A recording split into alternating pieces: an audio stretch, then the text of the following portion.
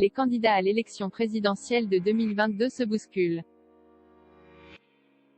À mesure que le scrutin approche, les politiques de tous bords s'annoncent prêts à faire barrage à Emmanuel Macron, alors que certains grands noms ne sont encore que murmurés. Parmi ceux-ci, Christiane Taubira. À la veille des départs en vacances, ce vendredi 17 décembre, l'ex-garde des Sceaux s'est exprimée dans une vidéo longue de 3 minutes publiée sur les réseaux sociaux. Elle y annonce envisager de se lancer dans la course à l'Élysée avant de donner rendez-vous à la mi-janvier. Un discours de pré-candidature?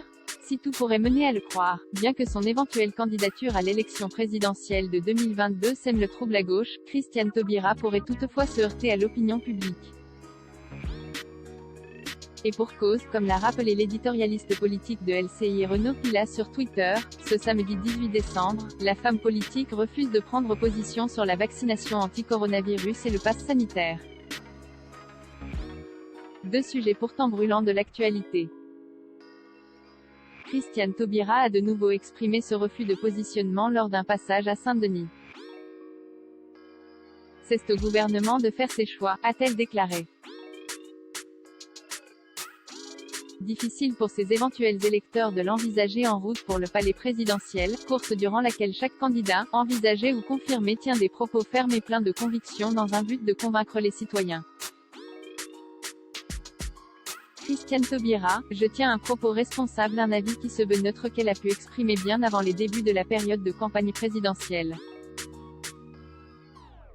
Je suis un responsable politique qui n'est pas en exercice et qui, par conséquent, ne dispose pas des éléments d'information qui lui permettraient formellement soit de donner consigne, soit de considérer qu'au vu de ces éléments d'information je considère que je tiens un propos responsable, a justifié Christiane Taubira le 23 septembre 2021 sur les ondes de RTL, alors que la situation sanitaire dans sa Guyane natale était critique. Mais en refusant de se positionner pour, ou même contre, la vaccination et le pass sanitaire, elle efface, elle ulcère et elle n'en finit plus avec les critiques.